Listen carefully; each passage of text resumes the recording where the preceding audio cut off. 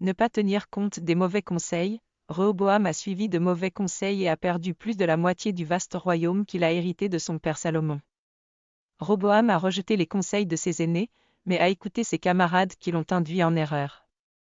L'Écriture sainte rapporte, et Roboam alla à Sichem, car tout Israël était allé à Sichem pour le faire roi. Alors Jéroboam et toute l'assemblée d'Israël vinrent parler à Roboam en disant, « Ton père a alourdi notre joug.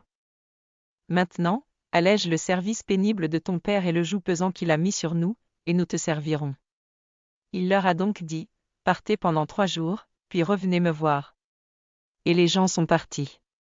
Alors le roi Roboam consulta les anciens qui se tenaient devant son père Salomon de son vivant, et il dit, « Comment me conseillez-vous de répondre à ces gens ?» Et ils lui parlèrent ainsi, « Si tu es aujourd'hui au service de ce peuple, si tu le sers, si tu lui réponds et si tu lui dis de bonnes paroles, alors il sera ton serviteur pour toujours. » Mais il rejeta les conseils que les anciens lui avaient donnés, et consulta les jeunes hommes qui avaient grandi avec lui, qui se tenaient devant lui. Et il leur dit, « Quel conseil donnez-vous ? Comment devrions-nous répondre à ce peuple qui m'a parlé ?»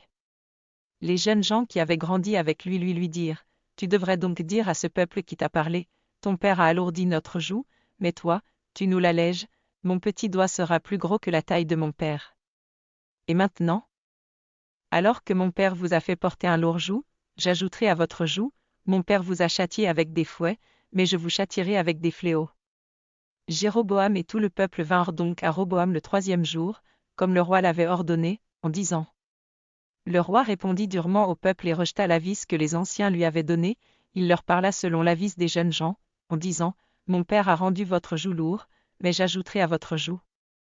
Mon père vous a châtié avec des fouets, mais je vous châtierai avec des fléaux. » Maintenant que tous les Israël voyant que le roi ne les écoutait pas, le peuple répondit au roi en disant, « Quelle part avons-nous dans David ? Nous n'avons pas d'héritage dans le fils de Jessé. À tes tentes, ô Israël. Occupe-toi de ta propre maison, ô David. » Alors Israël sont partis vers leurs tentes. Mais Roboam régna sur les enfants d'Israël qui habitaient les villes de Juda. 1 Roi 12, 1, 17.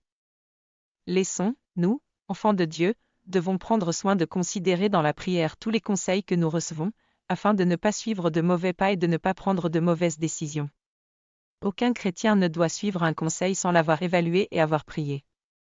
Nous devons comprendre que tous les conseils ne proviennent pas de bons motifs. Certains conseils proviennent de cœurs égoïstes, et ils sont destinés à faire dérailler leur destinataire. De plus, aucun enfant de Dieu n'est censé demander conseil à des non-croyants, car ils risquent fort de donner des conseils non guidés. Les chrétiens devraient demander des conseils pieux à leurs compagnons chrétiens. Plus important encore, tout chrétien qui a besoin de conseils pieux devrait prier pour recevoir le Saint-Esprit, puisqu'il est le meilleur conseiller, la prière, cher Dieu, guidez mes pas pour ne pas demander conseil à des gens impies. Aide-moi à chercher des conseillers pieux qui pourront me guider dans la prise de bonnes décisions. Aide-moi à considérer dans la prière tout conseil avant d'agir. Ne me laissez pas me précipiter dans un jugement et regretter par la suite. Laissez plutôt votre Esprit Saint me conseiller, me réconforter et me donner les moyens de prendre des décisions appropriées qui aura des effets positifs. Car c'est au nom de Jésus-Christ que je fais mes demandes.